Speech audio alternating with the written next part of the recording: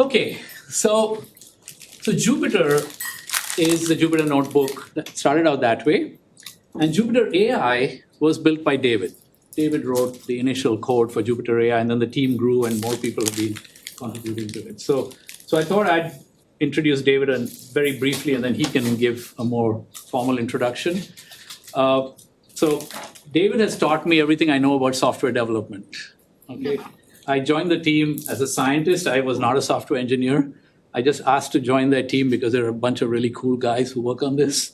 And so I kind of arrived, and then David handheld me for a few months before I got my sea legs and so on. I still don't have them. But yeah, so I credit him with everything. What you may not know is David finished school early, finished college in 2 years, and he's 40 years younger than me, okay?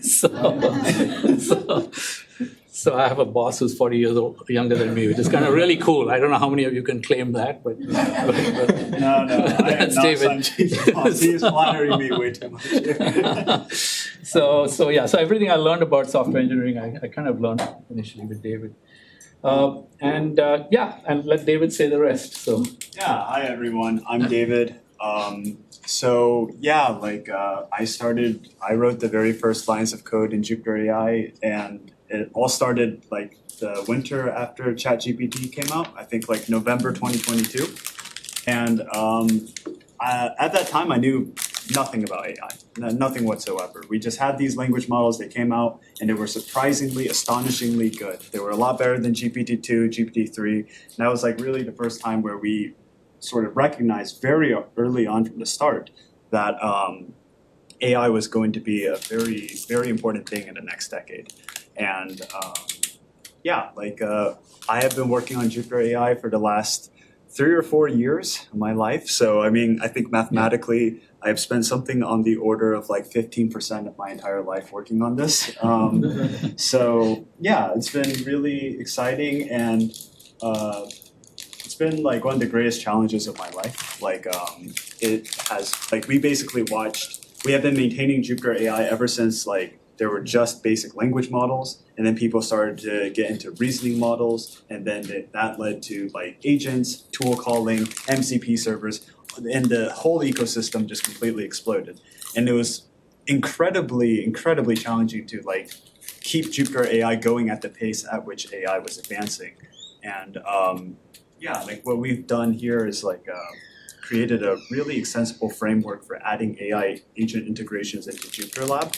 I'm trying to put together a demo right now. That's why I've been just like furiously on my computer, not looking up the whole time. We also just had a developer summit in San Francisco. That's kind of why I'm here, why I'm wearing a suit, just wearing the same outfit. And he never looks like this. The first time I've seen him. I wear like a hoodie and sweatpants. Well, he got engaged, and now there's some pressure on him to start looking. My fiance picked up the suit.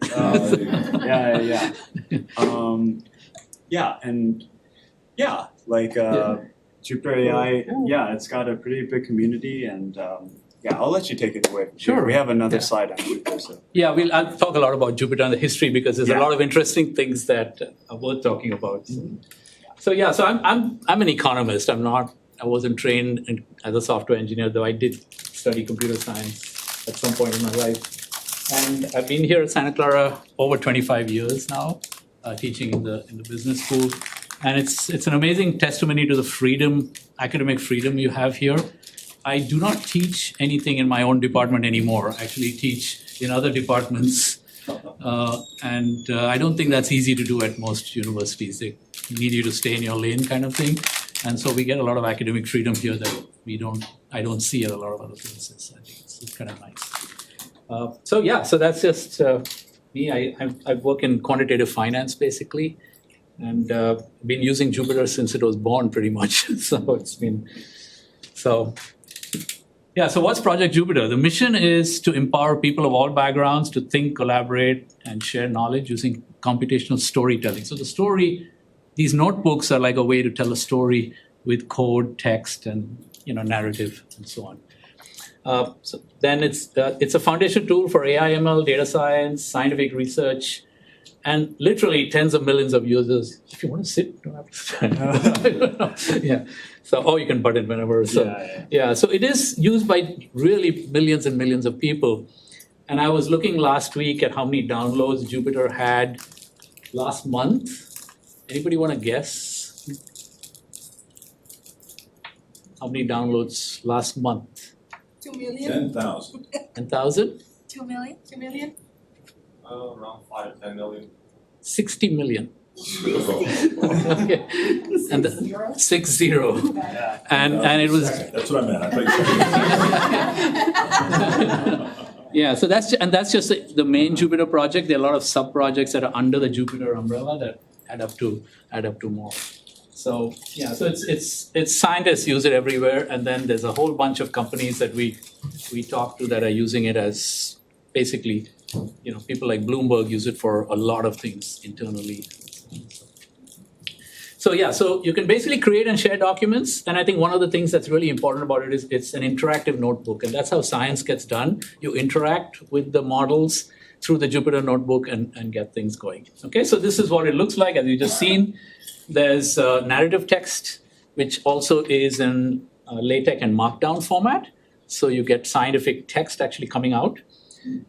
You have code in there, and then you can do all your visualizations, so it becomes a one document for everything.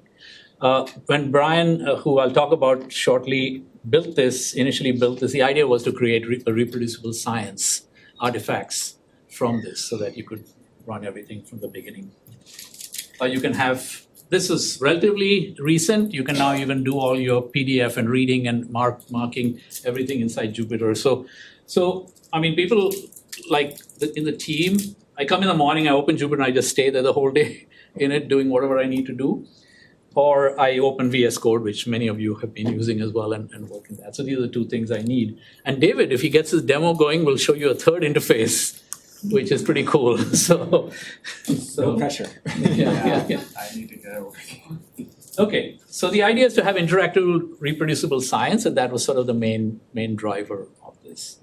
By the way, the White House gave 4 awards for open science 2 years ago, and Jupyter was one of the 4 projects that actually got that award. So, initial targets were academic research and data scientists. First, it was only academic researchers. Then data science became a thing about maybe 5-10 years ago, and people started using the Jupyter notebook for all the data science they did. But now it's become another group, which is business analysts who can code. And now we can do business analysts who can't code, which is what you'll see today, okay? Because there's a whole bunch of people who don't need to know how to code anymore. And all those integrations is what David sort of built in. And he's had to change those integrations over time as technology moved. So now everything's done with ACPs, and the ACP was not a thing till not even a year ago. So, he's been running fast to kind of keep everything up to date. Yeah. What's ACP? It's an agent client protocol to call. Oh, that's what I got. So if you want to call Claude Code from inside Jupyter AI, that's the connector that he builds inside. Yeah, I would add that it's a relatively new protocol. They're working to, it's already open source. It's called Agent Client Protocol, but it's a new standard that basically standardizes how AI agents communicate with agentic AI applications. So the idea is that an agent sends you, let's just think of the most basic example, right? The AI wants to run a tool and needs to request permission. So beforehand, every agent would have a different way of providing that API to an application. So then if you want to have 8 different AI agent integrations, you wanted to give users the option of using Claude or Codex or Gemini, then you'd have to build 3 different integrations, right? The idea with ACP is that now they all speak a unified format, and there is a standard that defines how applications and agents communicate with one another.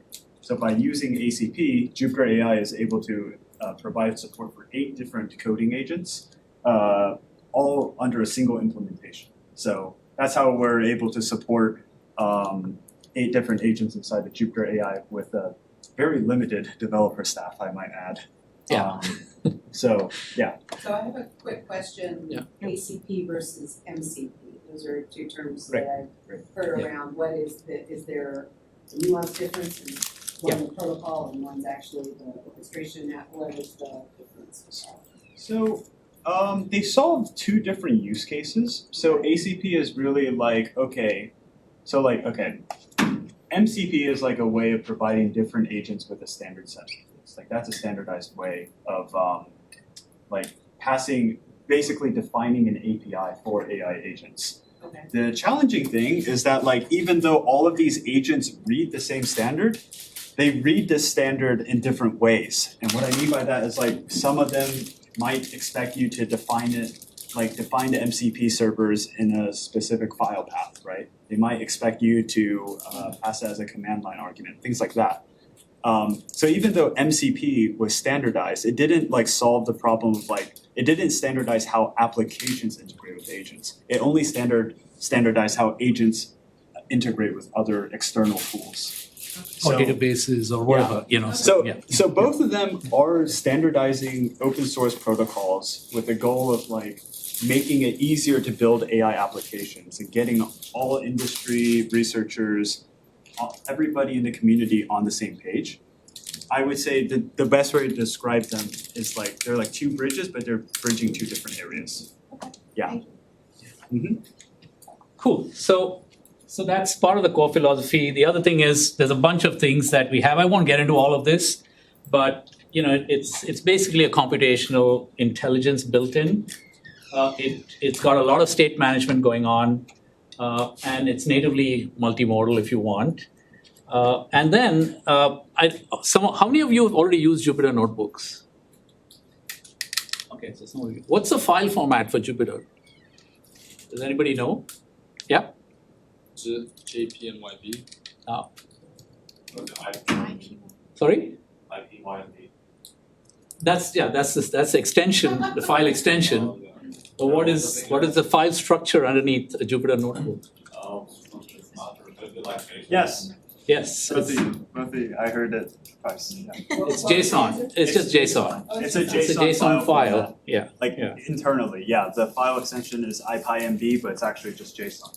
It's kind of like how like docx files, like Microsoft Word files, they're actually just zip files. I don't know if you all know that, but so like the file extension just it's a little different file format. But Yeah. So it's just JSON, and so it's a nice open file structure that anybody can work off as well. So who built it? So in 2003, Brian Granger, who's in the middle, he basically he had finished his PhD at Colorado Boulder, was a postdoc at Harvard, and then we hired him into the physics department here. And so he was a physics faculty at Santa Clara. And Fernando was his PhD classmate at Colorado Boulder. And Fernando wrote 259 lines of code with the idea of IPython, which Jupyter was originally called Interactive Python or IPython. He wrote that script and he just left it there. And he and Brian were good friends. So in 2004, Brian was living in one of these faculty housing, literally across the street next to the hut. And Fernando came here, and they sat down for a week and they started Jupyter. They started building the Jupyter, interface in a terminal. It wasn't a notebook at that time. It was all terminal driven. And so it was born on our campus. Okay, nobody knows this, and you guys need to spread the word that Jupyter was born on the Santa Clara campus. Okay, Fernando is now at Berkeley, and Brian left and went to Cal Poly, and then ended up at Amazon, where Amazon built a whole bunch of machine learning infrastructure on top of Jupyter, and that's how. So when he went there, he asked me, "Hey, do you want to come here and do research with us?" And then I think David joined the team, and there was a whole bunch of people. So he's got a small team there. But Brian is actually a quantum physicist and super smart guy, and does everything. So they wrote this article in the IEEE Explorer on thinking and storytelling with code and data, if you want to go back and read some of the origins of Jupyter. Now, Min was an undergrad in physics. So in 2006, he joined Brian and Fernando and started working on. So these are the three people who kind of pretty much did all the original work, and it was all done here on this campus. And And Min eventually finished his undergrad, went to Berkeley for a PhD, and then said, I need to get out of here, and went and sat in Norway at the Simula lab for 10 years. and he just came back in October last year to Berkeley and joined Fernando back again. But Min built something called Jupyter Hub, which is a way to actually deploy Jupyter on a large-scale server basis, and everybody can log into it and use it separately as well. Okay, so that's one of the cool things about Jupyter that I thought you should know. And now this is the team, and there's 5 of the guys who actually just maintain everything, reporting into Brian. So Who's number 9? that's number 9. Yeah. No name, just a... Oh yeah, I don't know what happened to that. My slide, I screwed up the slide. That's Jonathan. He's Jonathan Guinigan. yeah, Guinigan. He's got a long French name which is pronounced short. So yeah, so Jonathan is working on something called Jupyter Deploy that automatically deploys Jupyter to the cloud and Jupyter Kubernetes. and Jupyter Kubernetes, Yeah. which is He's a principal engineer on our team, recently promoted. just got promoted. So. And fun fact about Jonathan, this is public now, so it's okay to say this, but Jonathan was actually part of a White House task force for deploying Anthropic models onto the AWS GovCloud. There's a blog post about it. I think this actually happened like 2 years ago. This was during Joe Biden's term, towards the end. But really interesting. It's remarkable what some of the engineers at AWS do. Like that blew me away when I first heard about it. There's a whole blog post out there. I don't have the link on me handy, but just If you share it, I can just send a it fun to aside. Tiffany and it's very remarkable. Yeah, so what was I going to say? There was another. Yes, David runs every Wednesday morning at 8:30 a.m. Pacific time. He runs the community call. So all the people who contribute to the project, this open source project, this 100% open source, they come to that call and discussions happen, on what they want to see in it and so on and so forth. So it's very interesting. When I first worked with the team on open source, I thought it's just a bunch of altruistic people, contributing. And then you realize very quickly, everybody wants features in there and they're kind of, pushing on that. So it's kind of interesting interaction. Yeah, Tiffany. Did you say that these are the only 5 maintaining? No. These are, I would say, the core maintainers who have the privilege to, merge things and accept things. But no, there's a lot of people working on it all over. So if you come to the call at 8:30 in the morning, you'll see some of them. I must add that these are not all of the Jupyter maintainers. The Jupyter community is a truly open source project that has a history spanning 2 decades, and it has contributors from all around the world. These are just the contributors on our team. Including Sanjiv. That's why the 1,000 contributors. I just wanted to stress that. And they are like in all parts of the world. I mean, I think one of them was sitting on some island, and remember there was a coup on the island, and I forget where it was. Who was that? What? Yeah. What are you talking? I think Jeremy was sitting on an island, and there was a coup, and someone. Yeah, he was sitting on some. Oh! Do you remember? Yeah, that's a whole story. So everybody's worried about what's happening to him, and so on. So it's kind of fun. So anyway, here's a quick history. 2001 was the first 259 lines, and then 2004.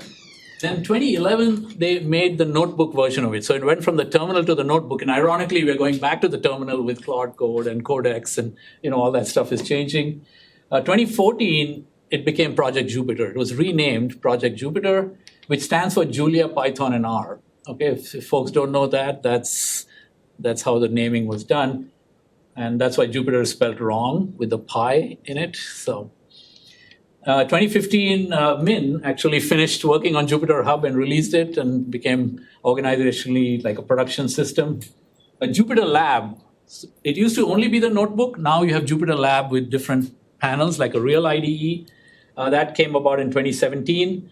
One of the team members, Andre, who was this guy on the right, Andre started up Jupyter Scheduler. So this allows you to write a notebook and then schedule it to run every day at some time. So you can build like a newsletter in it and just kick it off every morning. It sucks in the information, makes whatever you want, and gives it back to you. And that has been growing because scheduling jobs is kind of a important thing as well. And people like to schedule jobs maybe conditionally, like when the load on the distributed system is lower and so on and so forth. Then 2023, David started Jupyter AI. 2024, the Jupyter Foundation was created, but it actually became live in November 2025, and I'll mention that at the end if you want to get involved with some of that. 2025, David had version 2 out, and literally last month, version 3 was released, or maybe 6 weeks ago, V3. So everything I'm showing you today is version 3, the latest version of Jupyter AI. Okay. Jupyter Book, I'm only showing you guys because it's a useful way for you to organize a lot of things. I had hundreds of notebooks, and I use them for teaching. I teach everything in class with a Jupyter notebook, and it can open up into a slide format on the fly, so you can do that as well. And I couldn't find my own stuff after a while, and I guess everybody has this problem. After a while, you collect so many things that you can't find your own stuff. And so I wrote something that was really clunky that allowed me to make it searchable. And then finally, I discovered Jupyter Book. And Jupyter Book allows you to just put all your notebooks. If all your data and things, all my teaching notes are notebooks, I have one script that basically converts it using Jupyter Book into a complete interface for students. And so you can go to jupyterbook.org. This is what you'll see, and make books of your stuff. And I'll just show you one of the books that I made for my NLP class. So this is my class notes with Jupyter Book, and you can go to any chapter. So if you go to, for example, linear algebra, all the topics in the chapter on the right, everything is with code, all the concepts with code and math, everything is in here. So I walk through all this in class, and then the students can go here and download a PDF version of that chapter or the actual notebook and execute it in class. It has a little doodad where you can change color, you can go full screen, you can do all that kind of stuff. You can search for anything. So if I want to search for, let's say, LLM, it'll basically find everything in there. And then obviously the GitHub repos. I've open sourced all my teaching materials, so you can just grab anything you want and use it. So Jupyter Books are useful, but it's just one. I wanted to show it to you only as one example of what you can build. People are building so many cool things that you can do on top of Jupyter, and Jupyter Book is just one example of a nice library that allows you to bring everything together and solve a real problem, which is like, where do I put all my stuff in an organized fashion? So. All right. So David came up with these design principles for Jupyter AI. First of all, it should be free and open source. So these are the principles he lives by. It should be vendor neutral. It should be transparent and traceable. It should be extensible, collaborative, human-centered, and then configurable. Okay, so that's just the thing. And if you go to read the docs, you'll see some statements about this on the Jupyter AI landing page. How is it funded? That's a really good question. I don't know. I mean, it's not the finance professor. You can go first and I'll give my 2 cents. That's like the answer to that question changes probably, I would say, It's every 5 evolved years. over time. Yeah, that's right. So it's a combination of things, right? So Jupyter has so many different applications, and I would say that Jupyter is one of the most underappreciated pieces of open source software that I see relative to its impact. Sanjiv, sorry, I was really busy getting my demo working. I finally got it working. Okay, I have something very pretty cool to share. That's really cool. You should, It's just using other exotic models to predict protein folding sequences. Anyways, Jupyter is so widely used. There's one of the things that blew me away when I was working at Jupyter on Jupyter AI is how many messages I get from people working at hedge funds and banks. We have people. There have been people from UBS, DE Shaw, other Bloomberg. Yes, all sorts of people in the finance space using Jupyter Lab for their quantitative analysis. So they're doing all sorts of data analysis to compute the best trades and things. And Jupyter is a cornerstone of their workflows. Jupyter is also used, was also used by the research team at the LIGO interferometer, which you might have heard of them because they detected gravitational waves and won the 2017 Nobel Prize in Physics for that. And on top of all of that, Jupyter is the preferred format of so many data scientists and machine learning engineers at various very, very large tech companies.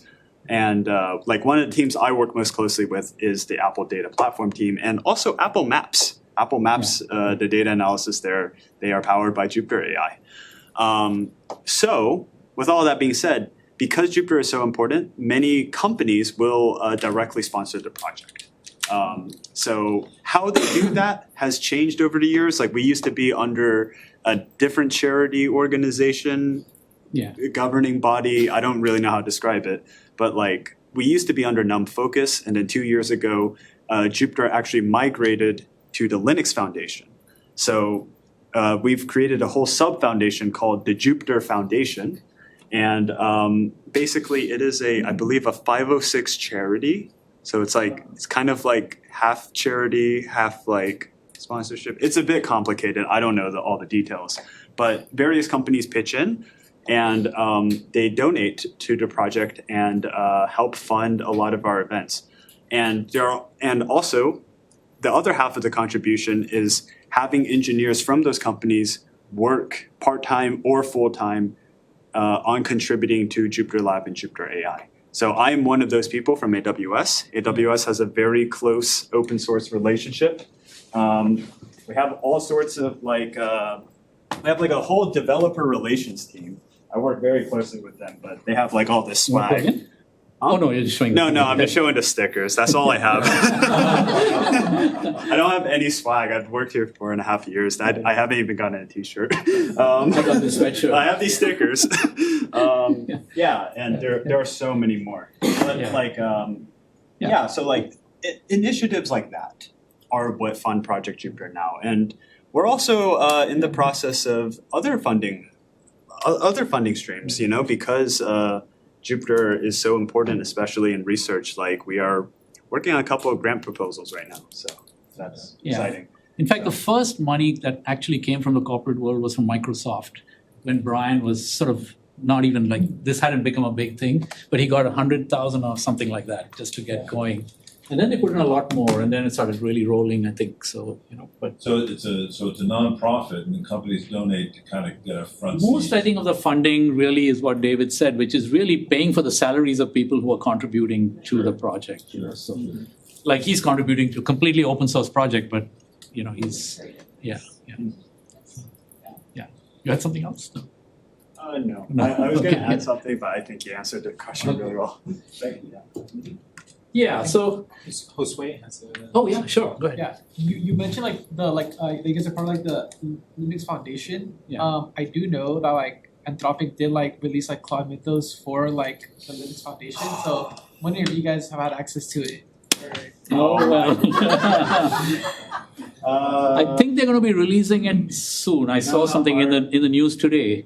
So one of the tricky things about working in a big tech company is that sometimes people will be very busy and not every project will get that initiative. I've tried to get access to that.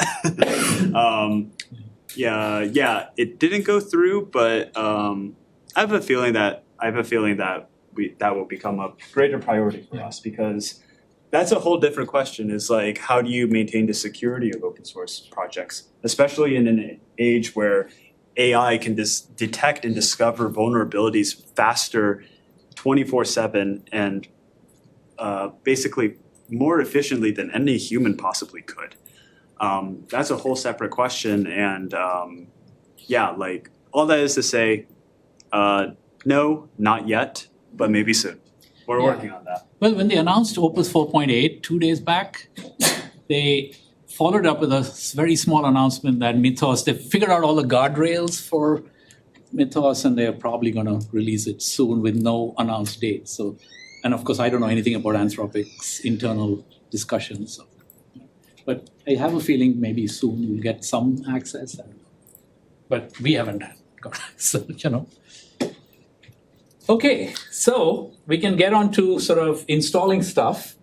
I'm going to skip this step and come back to it, because if you don't want to install this way, just do the quick install like I showed you and get going, we can do that. So let me say a few words. There are different Python environments you can install, and everybody knows the reason for it, which is you want to sort of install everything to do with some application in one place and not have to worry about that code getting mixed up with other code on your laptop and so on. So it makes sense to basically, create a separate environment, install everything into it, and work in that environment.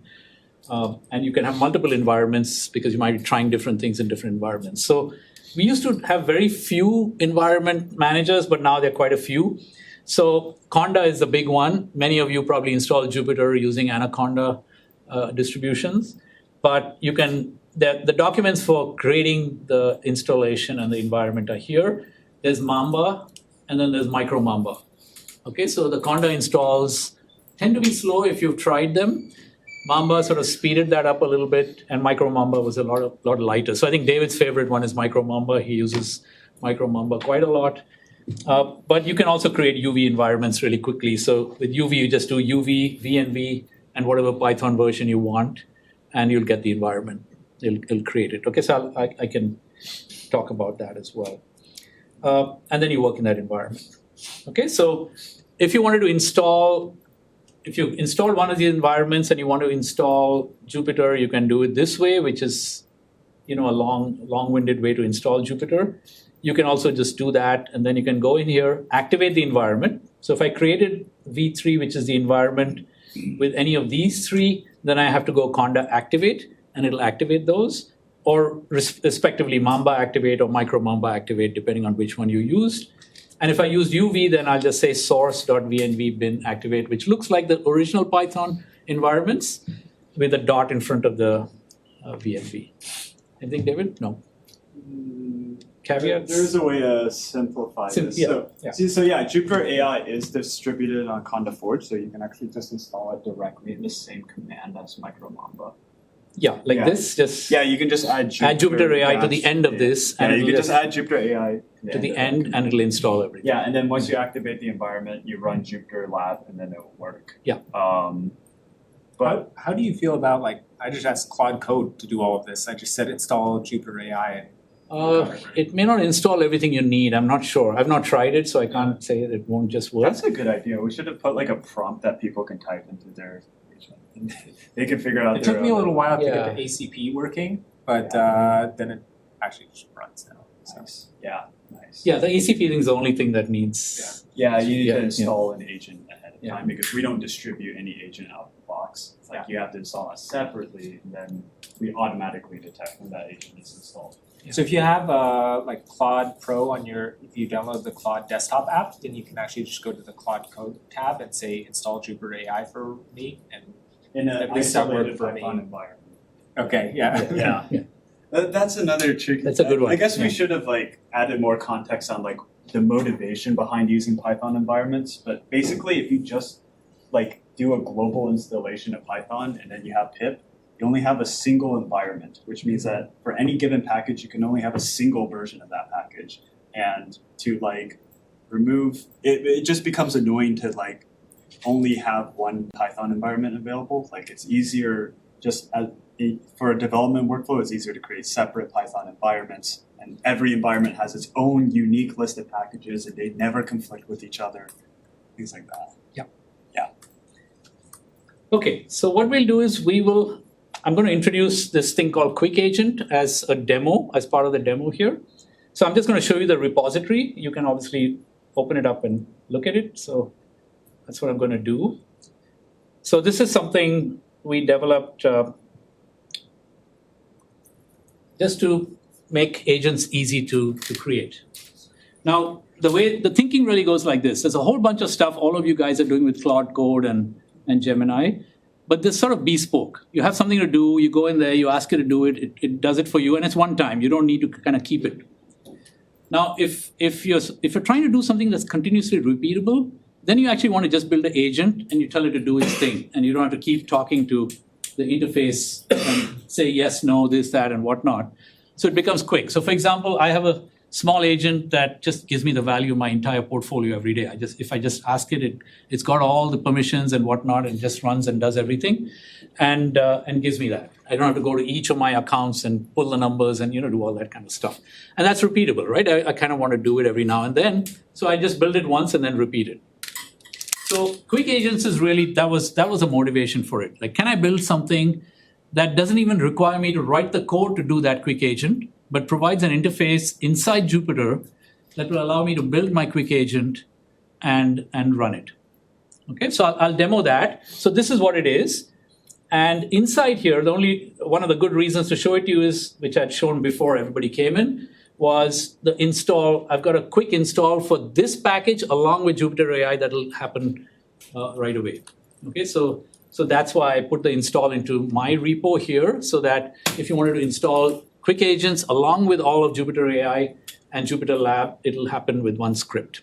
Okay, so the people who are here early have already downloaded the script. The folks who haven't seen it before and come in later, like Nick, I think you came in later, right? So you probably want to download that thing. Okay, so you go to your slides, just go to the quick agent, and you can grab it. Or you can just Google, as David said, Jupyter AI Quick Agent, and it'll bring up the site. And then you download that, install a non-dev SH.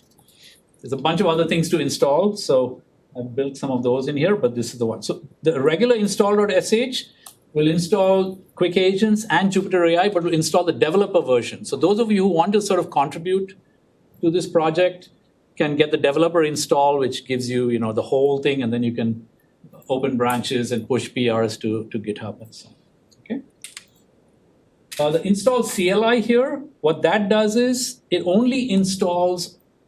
It keeps asking you, do you want to install Cloud Code? Do you want to install Gemini CLI? Do you want to install Kiro CLI, which is Amazon's CLI? Do you want to install OpenCode? Do you want to install Mistral? And there's like 7 or 8 that David mentioned. You can install all of those one by one. And that's taken care of by this one here. So that's why it's called install CLI for all those things. The reason we need all this is because Jupyter AI allows you to access Cloud Code from within it, access Gemini from within it, access any of these coding CLIs from within it. So you don't have to go to each of them separately. You can do everything inside and talk to Jupyter Notebooks at the same time. Okay, so we're going to use this one just to get the user install done. And then if you want, you can use install CLI to install all the individual CLIs. Okay, all right, so let's go ahead and do that. We go to, I've got a folder called, this thing called tech. Let me just make this bigger. So it's test, and in here is, I'm going to delete the previous install. And then what I'm going to do is I'm going to run install non-dev over here. The other thing for folks who came in late is you need UV. Okay, so you have to install UV as well. And you can install UV either by doing brew. If you're on a Mac and you've already got homebrew installed, just do brew install. Or you can go to UV install, just Google it, and grab it from Astra. Okay, just one line, it'll install UV. And we already talked about why UV has sort of become the standard for package management and so on. Okay, all right, so we are here. Notice I have just one file in here, my installer. So if I look at it, this is what it looks like. Let me just walk you through what's going on here. The first line is cloning the Jupyter Quick Agents. The second line just changes directory into that directory. The third line actually creates the Python environment that you want using UV. And then that takes some time. So you actually have to sleep the script to wait for that to finish. Otherwise, this line, which activates that environment, won't execute because that environment hasn't come out yet. Then I just do UV pip install Jupyter AI. That's it. That's the real line that installs all of Jupyter AI. Then over here, I'm installing Cloud Agent ACP to get all the ACP functionality in. Okay, so you need to install this. David had a question. Are we using Z or Agent Client Protocol as the provider here? Just It works use that with one. this. Yeah, just use that. This one is fine, right? Yeah. And then there are two more things that are optional, which I'm just put in the script so that you just install them. One is magic commands, which I haven't shown anybody yet. We'll talk about magic commands.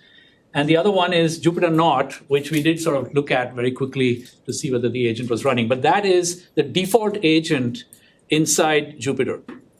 Okay? So Jupyter Notebooks doesn't have all this stuff if you just have Jupyter Notebooks plain. When you install this, then you get all the AI pieces in there. So that gets installed, and then we will install Quick Agent and kick off Jupyter Lab. Okay, so this whole thing, all I have to do is change mode, A plus X, so make it executable. And that's over here, this line. Okay, and then you just kick off the install. All right, so I'm just running the install script. All right, so let's just let it go. It's cloning the repo now, creating the environment and activating it, sleeping for 5 seconds, and now it's going to install all the 165 Python packages that we need.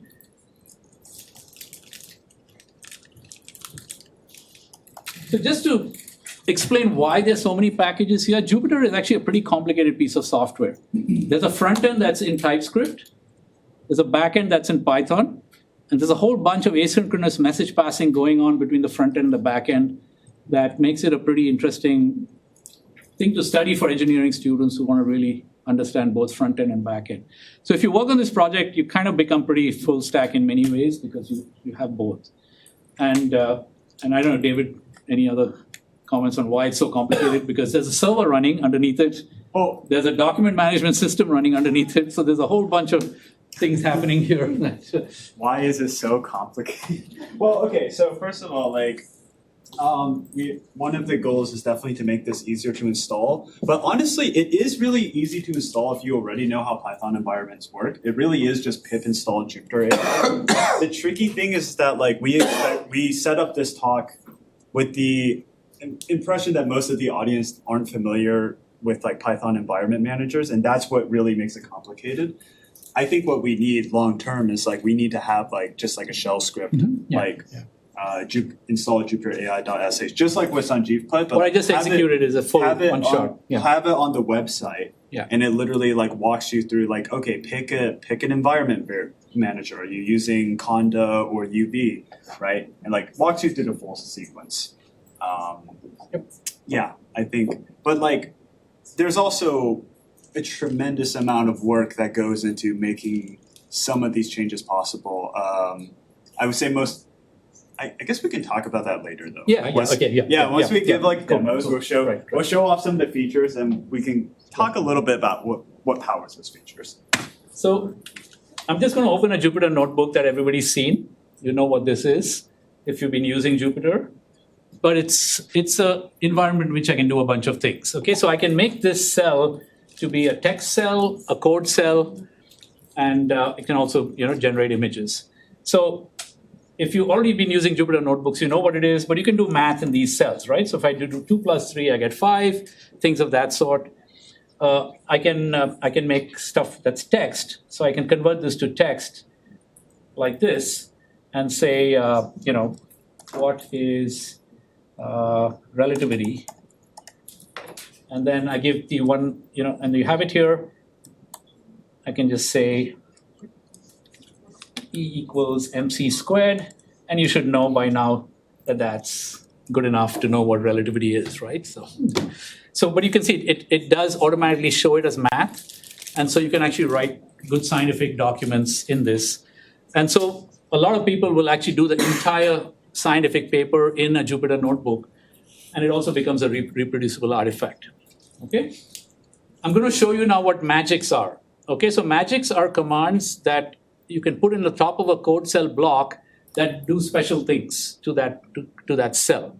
So the first thing I need to do is load magics. So I'm going to go in here and say load external Jupyter AI magic commands. So these are loading magic commands that are, ignore that. That's just some warning.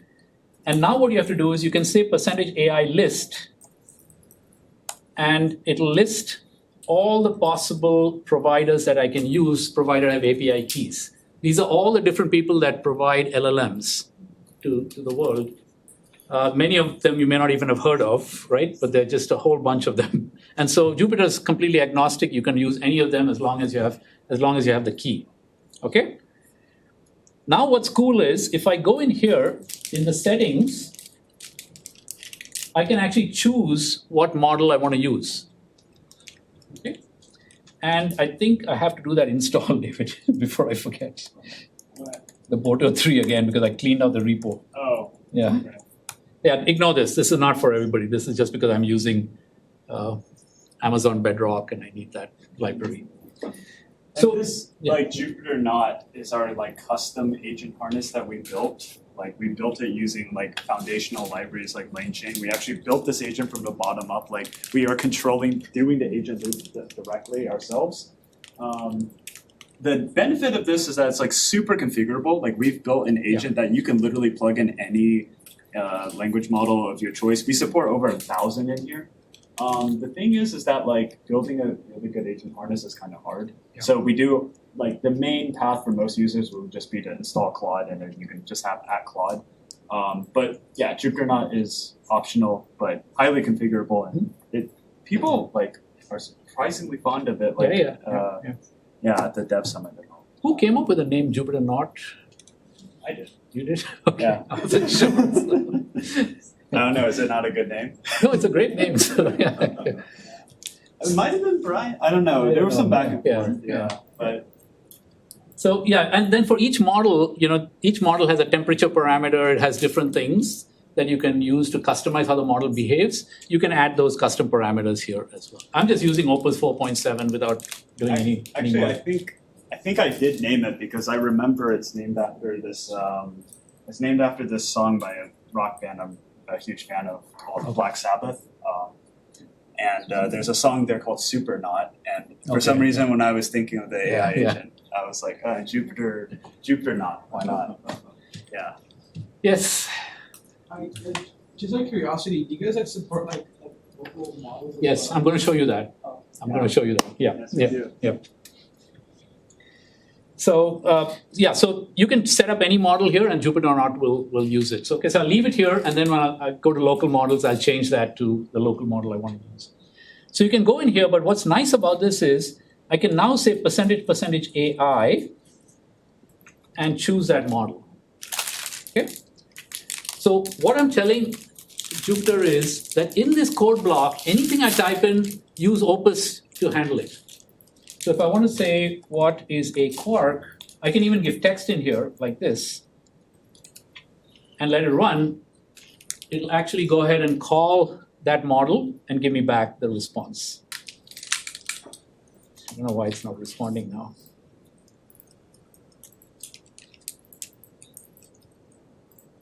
Let's see the log here. Yeah, I don't know why it's not responding. Maybe oh yeah, there it is. Yeah. So you can have that in there. Think about what this gives you. You can use a different LLM in every cell of the notebook. So if you want to use a cheap LLM for some cells and an expensive LLM for other cells, you can chain them all together in this way in the notebook. Okay? So is this setting only applied to this specific? That one code block, right. Yeah, one code block. On the left side, the Jupyter Knot is still using this. Yes, yeah. So I just took the same one that was here, but I could change it to any other model for which I have the API key. And if I've stored the API keys down here, it'll use that. Yeah. Oh, the settings is settings, Jupyter Knot settings. Cool. Yeah, there's a lot of stuff. So it's like Windows where you go into Excel and then you have to find where everything is. And so, but hopefully that's not as complicated as Excel or Windows in terms of how many drop downs you have.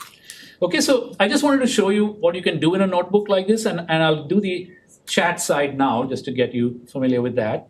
So you can open up multiple chats like I said before.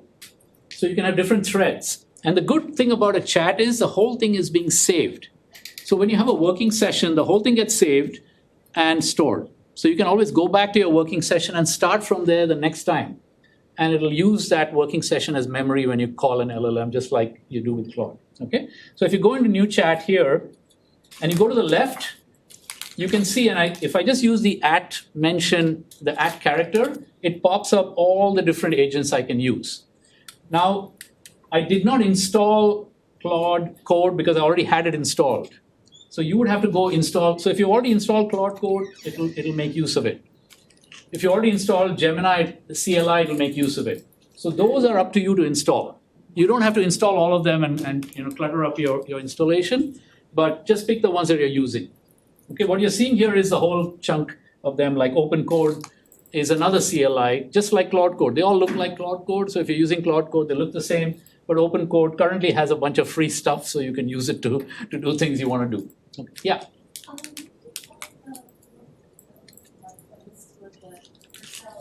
Oh yeah, so how do you get that?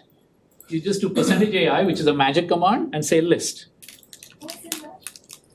So that's a Jupyter terminology. Whenever you put a percentage or a double percentage on the top with something, it actually is like a wrapper telling the whole cell to obey whatever's in that wrapper. So you can write magics, and they've been written for the last 20 years. People have been using Jupyter and writing more magic commands.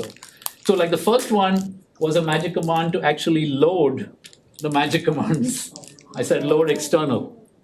So if you install, for example, RPy2, there's a package called RPy2, then you can do R inside the code cells instead of Python. And you basically would say load external rpy2.ipython. And then it would say that cell is going to be R, not. So this list that you show here, is that the same list that you had in your load CLI.shell? No, because these are not all CLIs. So these are providers of the LLMs. Right. So like OpenAI is only one provider. Right, but when you said you installed these, Yes. how did you install these? Well, these are not installed. These are what's available.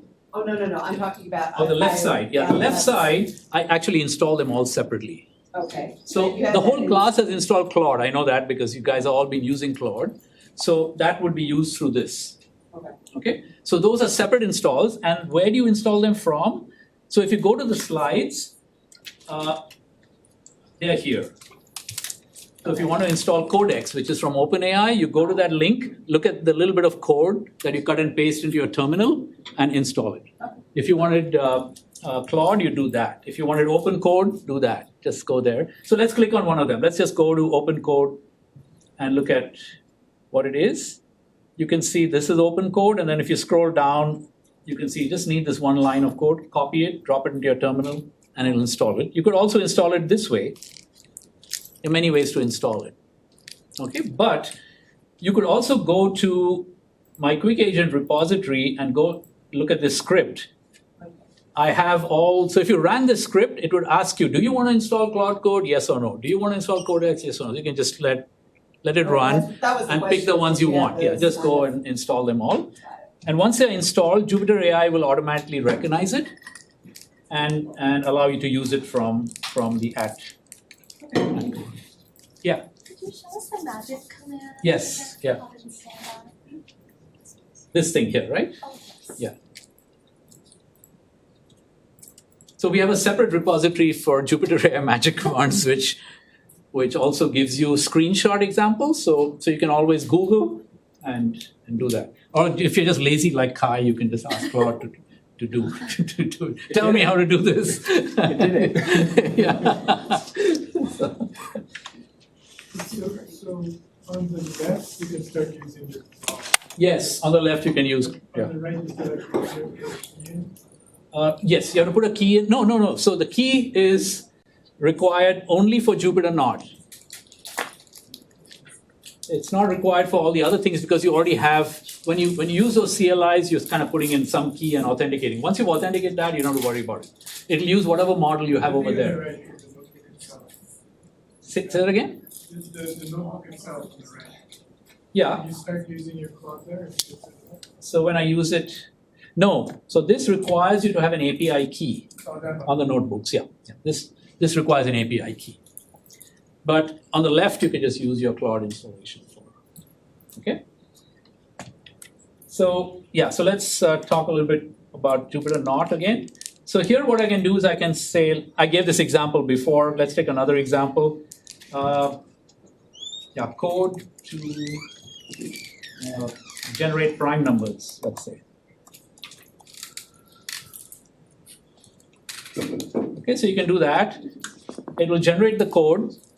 You can see the code has been generated, and then you can go in here and you can just click on this thing here and replace the active cell with that code automatically, and then it'll sort of run through it. Okay, so I could just run this code, and so it's finished and stored the result in primes. So if I just go to the next code block and say primes, it'll show me what the output was. Okay, and those of you who use Jupyter notebooks know that this is an interactive system. If I did something like this, print 5, those of you who know Python knows this will generate an error because that was okay in Python 2 and not in Python 3, right? So you can do that. And then you can go here and just say, you can even drag something like this and say fix the error. And it will kind of try to. Okay, you saw it just fixed the cell on its own over there, and now when you run it, it's all good. Okay, so you can do things like that. So you can interact between the chat and your code, just the way you do it with Claude and your code as well, or with in VS Code a little bit. But it's all happening in the notebook environment. Plus, you're totally agnostic about what you use. Okay, what I really want to show you today is Quick Agent, which is that repo I showed you earlier. Okay, and Quick Agent is just something I built to allow you to write agents very quickly. So you can see I'll actually open a new chat so that I don't have all this junk in the chat already. Just open up a new chat. I go to Quick Agent, and I'm just going to say list first. And you can see that it's listing a bunch of agents that I'd created. Dummy, Joker, MathQ, Researcher, Stock Analyst, stuff like this. These are just example agents. And I'm going to show you how I can create an agent. So the first thing I can do is I'm going to delete this dummy one because I made it some time ago and I'm going to just delete it. So I can do something like this, /quick agent, delete. And what's it called? Dummy, yeah. So I do that. And now if I do quick agent list, that agent will be gone. You can see now it's completely gone. Okay. All right, let's create the dummy agent again, just for fun. So quick agent create. So you say create, and what it'll do is it'll ask you questions step by step to create your personal agent. So I'll just call it dummy.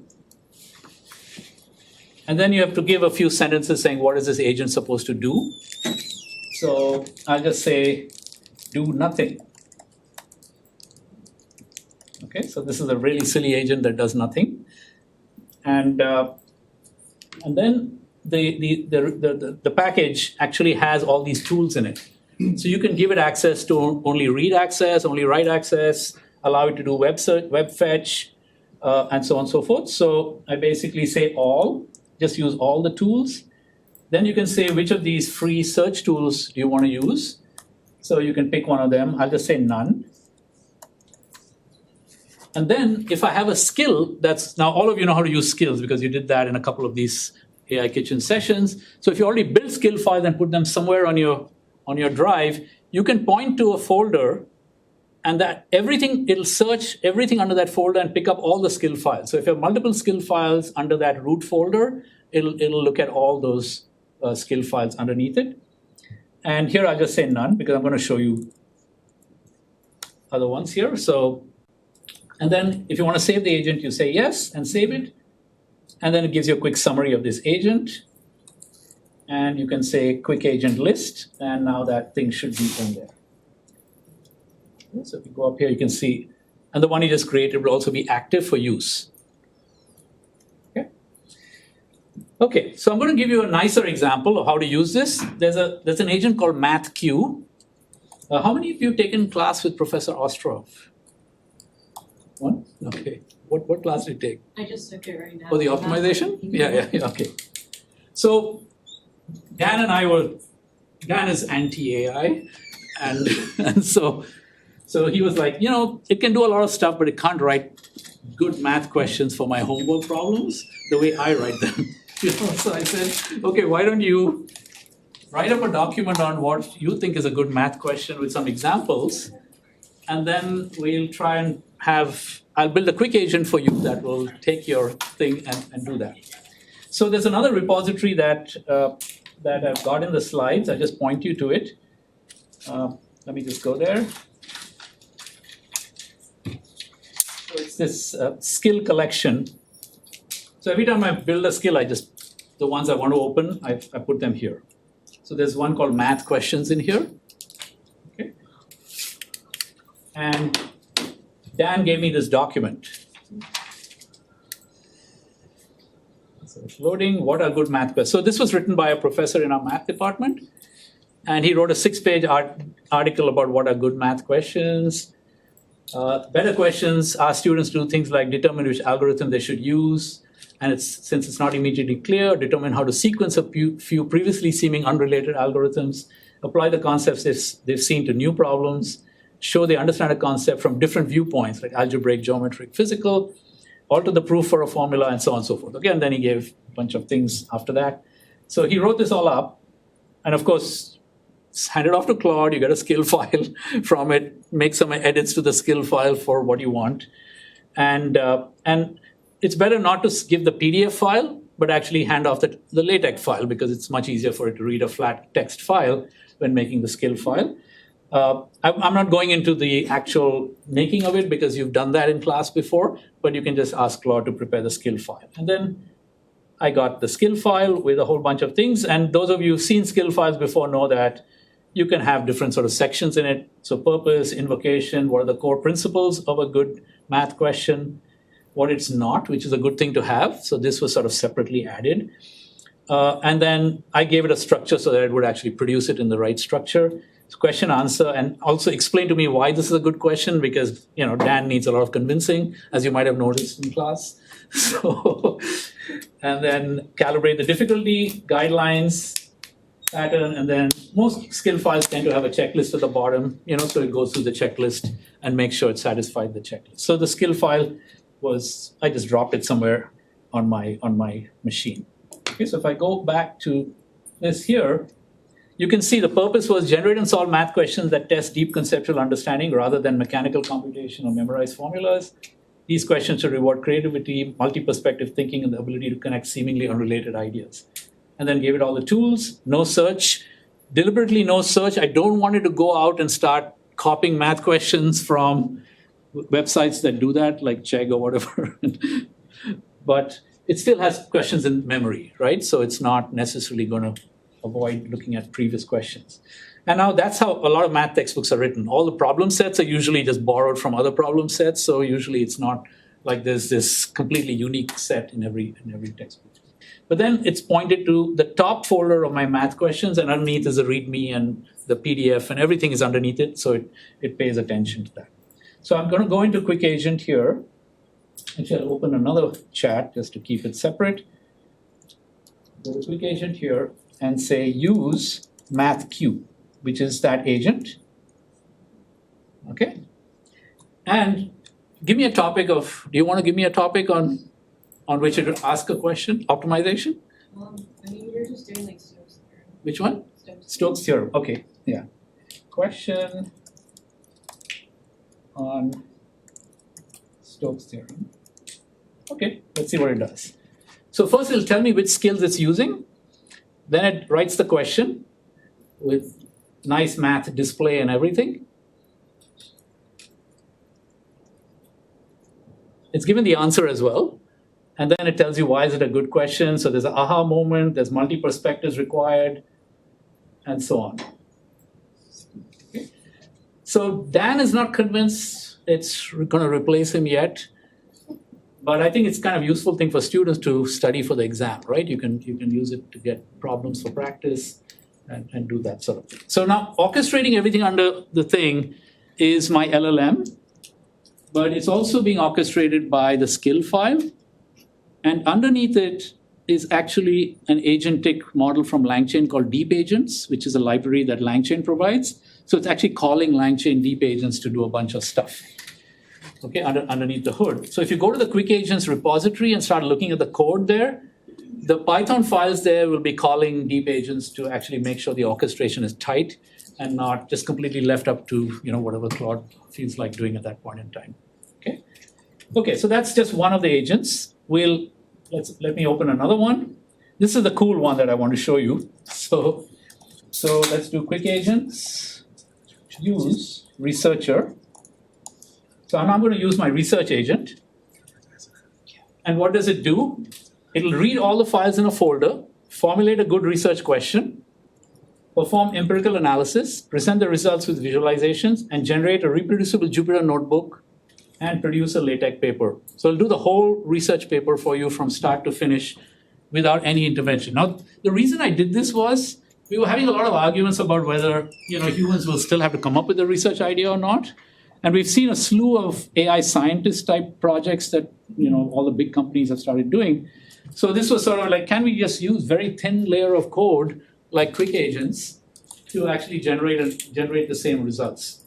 Okay, so I'll try and do an example right now, and let's see how that plays out. So I'm just going to shrink this a little bit because I want to keep this folder here. All right, so where do I get a data set from? Many of you probably heard of Kaggle, right? Kaggle is this. Anybody? Nobody knows what Kaggle is? Okay, some folks know what Kaggle is. So Kaggle has gotten dated, I guess, because everybody knew what Kaggle was 2 years ago. But when we were just doing machine learning, we weren't doing generative AI. And they basically Google then bought it out. So Google maintains this entire thing with thousands of data sets. And people do research on the data sets, but Kaggle used to be a competition. And somebody would put up a data set. So like the NIH put up a data set on predicting who would get into hospital within the next year. And they really wanted to crowdsource the solution rather than try and have their data science team do it. So they put up a Kaggle data set and offered like a prize. Netflix had a prize of $1 million for the best movie recommendation system. So about 2,000 teams participated in it. They give you a month. And there was a team in Israel that won that competition for $1 million. And so it became a way of crowdsourcing good machine learning stuff. So I'm just going to go there to Kaggle datasets. We can go into datasets here, and you can see it just shows you a bunch of datasets here. Oh, this might be interesting. Impact of AI on students. Okay, so we can take a look at that, or we can look at something else. I already ran that one, I think, so I might have the stored results. Let's see. Anybody? No? Can do this one? Okay, let's do this. Tech layoffs and hiring trends. So we're going to download the data set. Okay, so the data set's downloaded, it's here, archive. And I've got a single file, which is 1.9 megabytes. What I'll do is I'll create a folder in here and drop it in, and I'll tell you why I'm doing that. So let's just call it tech layoffs. And then I'll put that file into tech layoffs. Okay, so now it's, oops.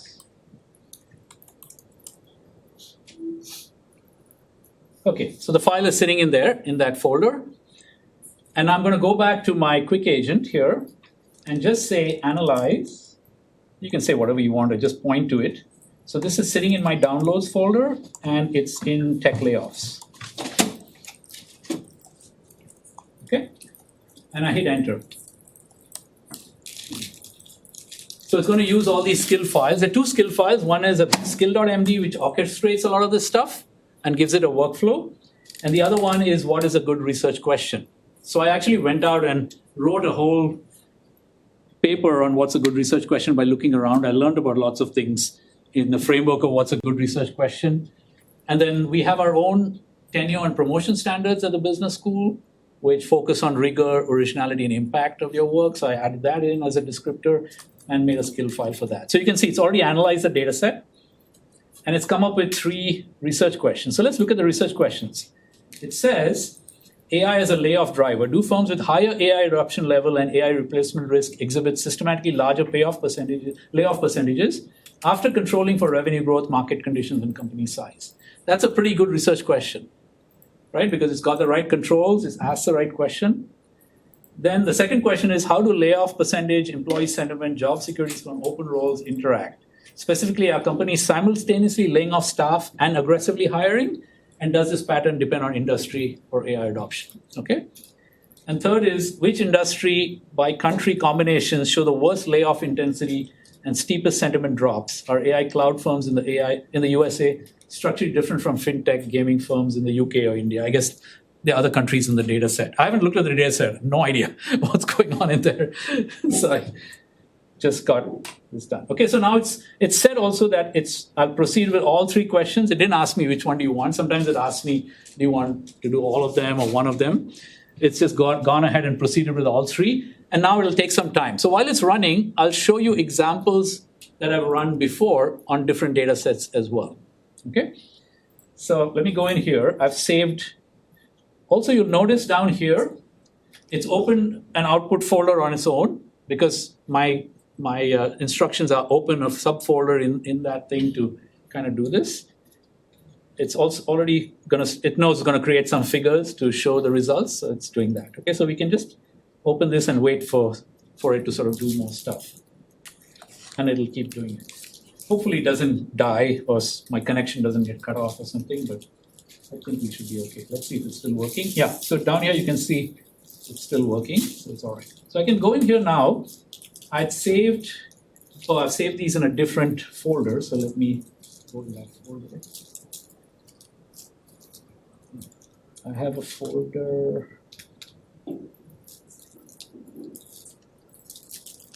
in here for projects. So I'd saved some of these that I'd done before. So we can look, for example, at mental health. So this is a chat that actually shows me all the stuff that was done, the steps it took, which is what you're seeing happening on the left. So it's more like just a continuous thing going back and forth. And then you can, for this one, it had a data set on teen mental health. And it had three research questions, but it realized it had to write code for two of them. So it actually wrote code. Let's see why it wrote code for this one. So if I open this up, it needed to run a logistic regression. So it had to go write the code to run a logistic regression in there. So it's taking care of that. And then you can go to the output. So it produces a whole bunch of figures. It also produces the LaTeX file for the paper. So that's the LaTeX file, which is just the way we write these scientific papers. But it also produced the entire paper. Okay, and this paper is how many pages? 15 pages long. Completely written by the AI without any intervention. So if you just read the abstract, you'll get a sense of what it's about. The paper investigates the behavioral and lifestyle predictors of depression and mental health outcomes in a sample of 1,200 US teenagers. 3 research questions. Which combination of factors best predicts depression risk? Is there a dose-response relationship between daily social media dosage and mental health outcomes? And does the platform choice moderate it? And does sleep duration mediate the relationship between pre-sleep screen time and stress or anxiety? Okay, so it goes ahead and then it says using all these things. So the fastest way to look at it is there's an introduction, it does some brief data presentation. It talks about what it's doing for the research questions, 1, 2, and 3, and then talks about predictors. Okay, so it's fitted a logistic regression, it's like machine learning model. It has a 98% accuracy, and this is the fit. Basically, the sleep hours is the sort of the most important coefficient, anxiety level, stress level, and so on. And these are the factors that most predict depression in teens. So the number of hours of sleep is the biggest factor. Anxiety level, stress level, social media hours. I don't know what that is. Academic performance. I guess these are all things you would expect to see that affect teen depression. If you ran it again, would you get the exact same paper? You get something pretty similar. Yes, I've done it, and because I'm working with a finance company that's actually trying to build something for real estate investing, And what they've done is they've taken quick agents and they've got the first draft paper. Then they just did a second time. They got something very similar. Then they got this idea that, which I didn't think of why don't we just put the first paper back into the folder and then run it again. So now it's reading not only the data set, but the first paper, but also the first paper. And then it improves. It seems to be improving on the paper with every iteration. So are the differences, are any numbers or conclusions difference, or just the adjective that it chose? It's the amount of analysis. So sometimes it'll add a couple of tables and do something more. But the research questions primarily don't change. It's coming up with those same research questions. I need to bake it into the package now to say like, hey, just do it a few times and offer that as an option. How many times do you want to rerun this to make it better, right? So that's one of the things. Let's see how our friend is doing over here. By the way, I have a demo. Oh, you have it there. Okay, so we can do that right after this. Yeah. Okay, so it's still working. So this is it takes sometimes 10-15 minutes to do the whole thing for small data sets. I had a finance data set, which I'll show you now, which was like multiple files and things that took about 35 minutes to go through it. But it's not a lot. It's not like a whole day, so it's actually pretty effective. So I can show you the finance data set very quickly, and then David has his demo ready, so you should take a look at that one. So this is a US fund. Share this output, like email it to the group. Oh yeah. No, I've actually already shared it. It's in the Quick Agents repo. There's a subfolder in the Quick Agents repo that's called examples. All the output that I'm showing you here is inside there, so you guys can take a look, including the chat session, which you can look at. So if you want to just replicate what I did, you go through the chat session in the same way.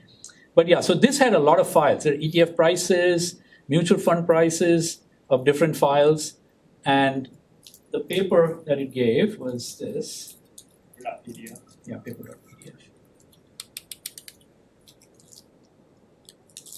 So, and these were like things, I'm in this profession for many years, and there were things in here that I hadn't noticed.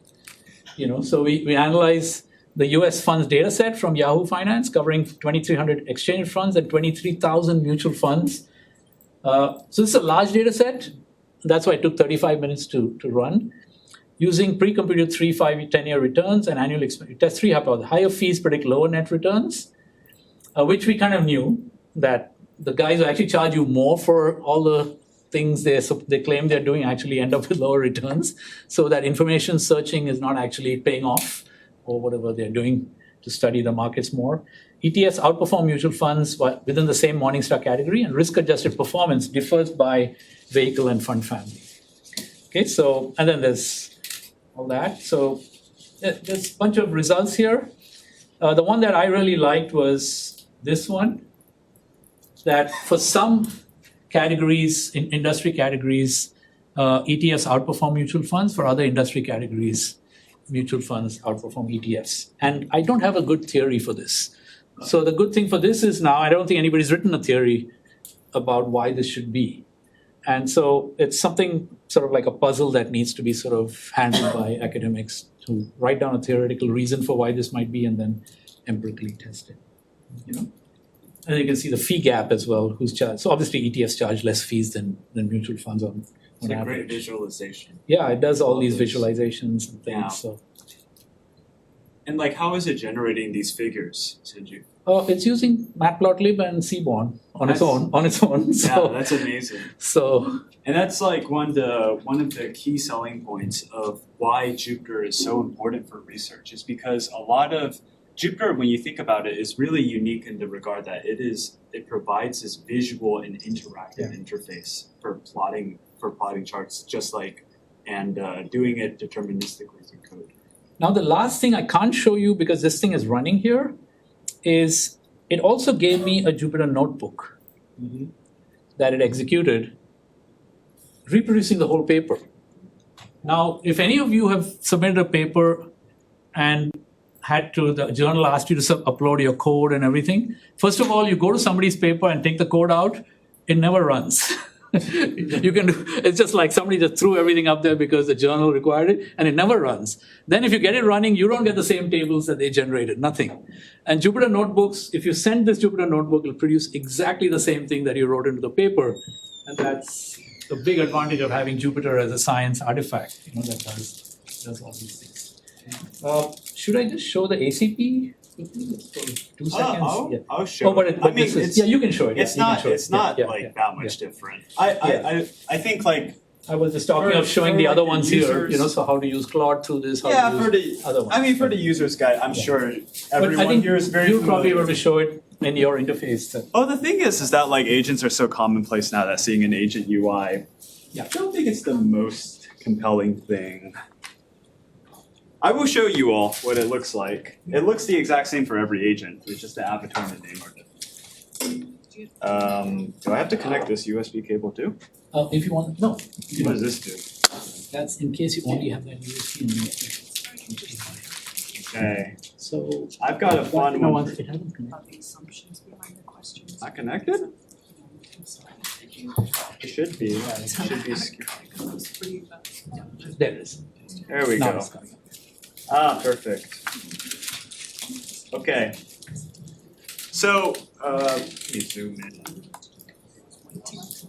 All right. Alrighty here. So, Oh, you're using Kiro, so you wanna say something about Kiro?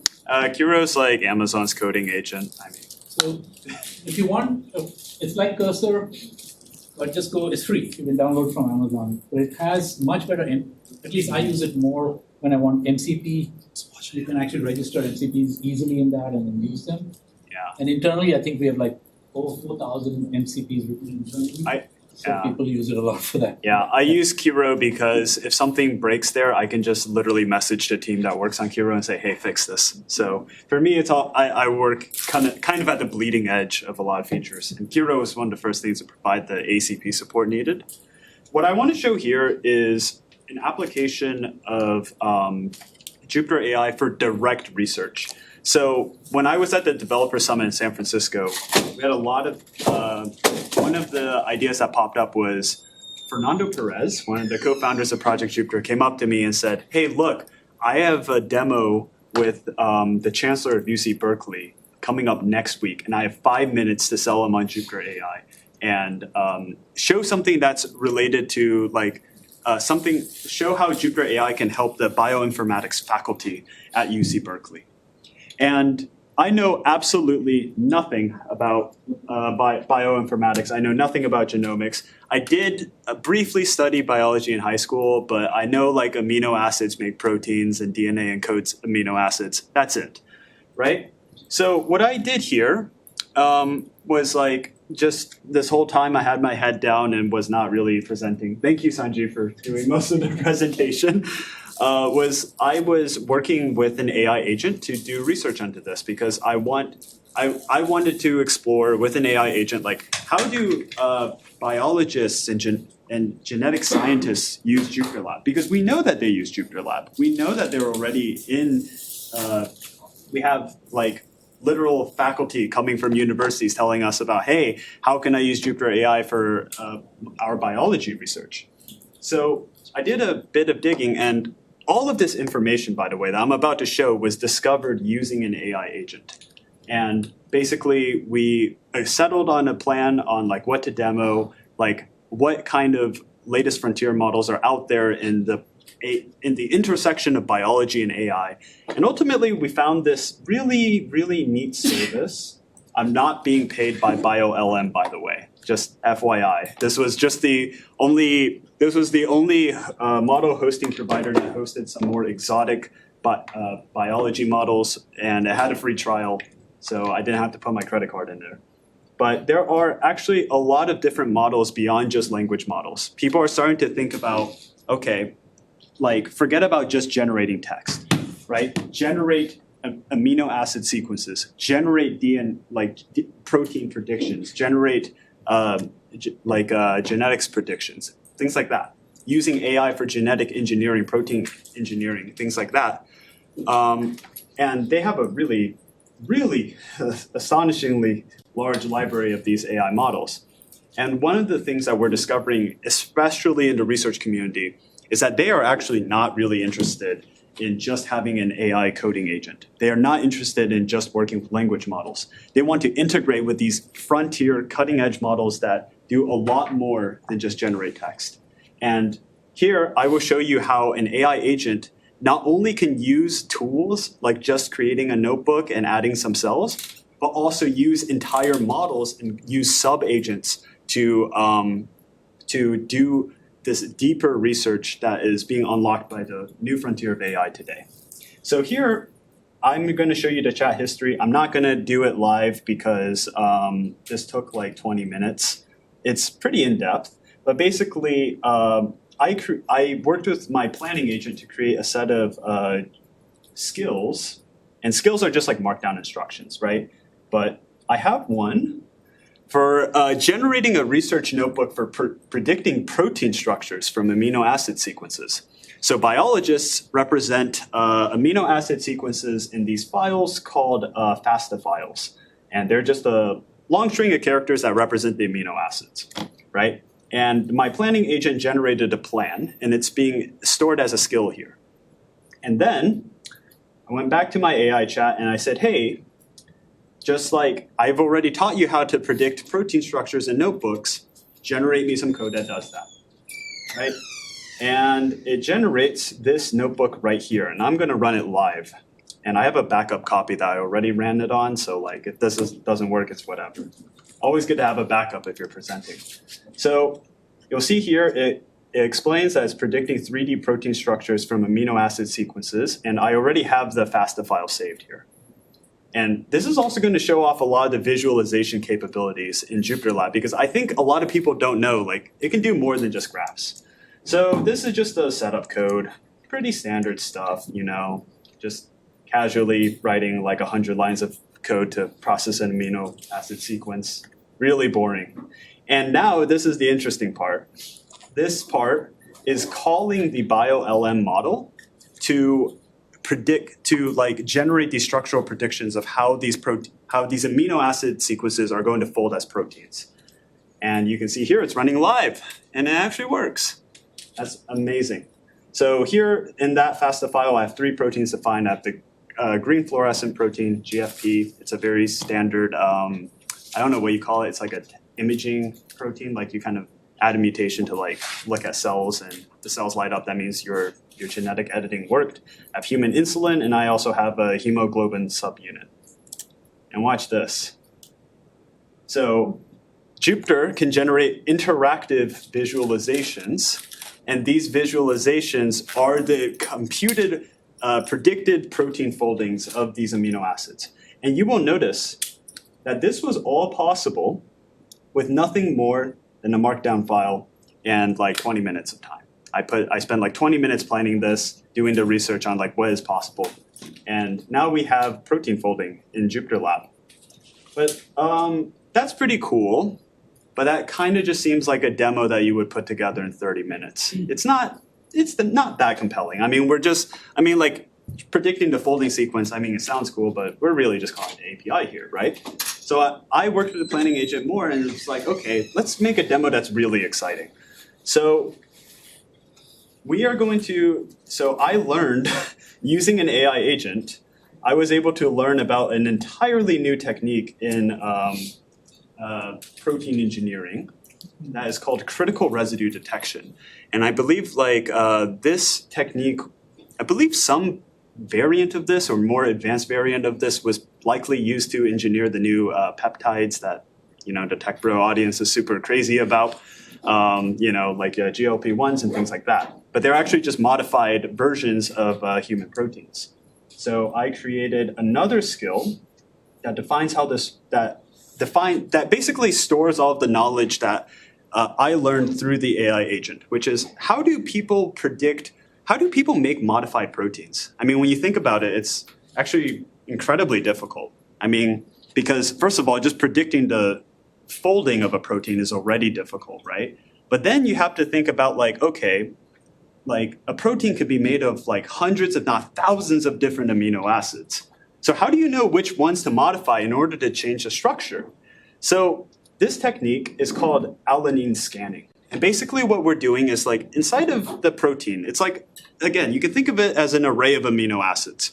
And you go one by one and you just change the amino acid and then try to predict the structure again. And then if the structure changes a lot, then that is probably a very important amino acid, and that's one that you could potentially change in order to create a new protein, to create a new variant of a protein that could cure some kind of disease or solve a major health problem. So this skill, this AI skill, which again is just a really fancy word for a markdown file. It's just a file that contains a bunch of instructions. You can pass this to an AI agent inside of Jupyter AI. And I have the chat pulled up right here. So you all know, like, I didn't just fake this and just write the notebook myself. And you can see that it's reading the skill file that I created in this critical residue detection chat. And you can create multiple chats, by the way. It's a new feature. I will just show you what is there. Is this the right file? No, this is the right file, yeah. So this one takes a long time because we have to do the protein folding prediction for every one of the 110 amino acids. So I have to make 110 different protein folding predictions. It takes a long time, so I've already done this in advance for you all. But so here I'm just targeting insulin, right? Very, very key protein implicated in diabetes and all sorts of other health conditions. And basically we want to scan we run the alanine scan. And here you can see that this took about like 5-10 minutes. So it's going through, again, every single one of those amino acids, changing it to an alanine group, which is like, basically it doesn't interact with other amino acids as much. So it's a good like control thing to change an amino acid to. And then it's like, okay, now we have these mutation predictions. What the heck do we do with that? How do we analyze that data? So again, this is also encoded in the AI skill. So the AI skill is going to plot this metric that basically measures how much did the protein shape change in any way. And you can see that this is not a very readable graph. I mean, you kind of have to scroll for quite a while to see the full picture. So then I worked with the AI more and was like, okay, this visualization is not good enough. Find a new one. And then the new one uses a heat map to communicate this. So what this is saying is that like what the y-axis represents here is basically the residue group. So we break it down to groups of 20, and then the x-axis represents like the position within that group.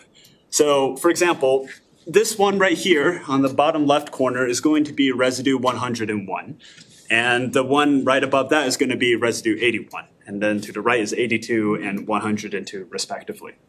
So now you have like a much better visualization of like, okay, where are these critical residue sites inside of a protein? I forgot to define that, by the way. The critical residue site means like, okay, what's like the specific amino acid index that you want to change to like influence the protein folding the most? And you can see that there's some kind of vague pattern, but it's not really obvious in any capacity.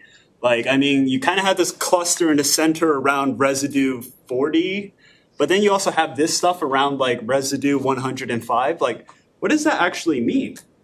So again, we can go back, we can lean on the amazing visualization capabilities of the Jupyter Notebook, and we can just visualize it. So this is some code that visualizes exactly where the critical structures are. And you will see that this makes a lot more sense. I mean, when you look at the insulin protein, it's like kind of got this like center, this center to it, right? And the predictions of this alanine scan are kind of match up to what we would expect, right? Like where the protein is most tightly folded, those are where the critical residues are. And without this kind of immediate, like you are able to see this immediately, like just by clicking and dragging this, this visualization of the protein, you're immediately able to understand that concept, right? The critical residues are kind of like where the protein bunches up the most. That's really what's going to change the structure of a protein because that's where the amino acids are tightly bonding together. But without this kind of three-dimensional visualization, if you just had like a graph, it would be a lot more difficult to visualize that. And I produced another variant here where I like highlight the most critical residue here, and also added the amino acid like index to the residue index to all of these. And you can see here, this is exactly matching. This is like a very, very visual way of doing this. Now, keep in mind, this was all done live.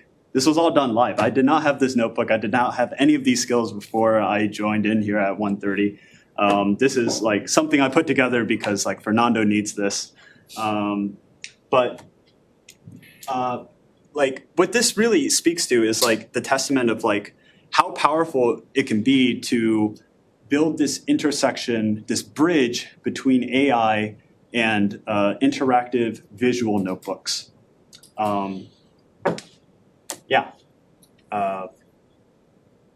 That is the demo. I didn't think of a conclusion. I just wanted to show this. I thought it was cool. Really cool. Yeah. Yeah. Whoa!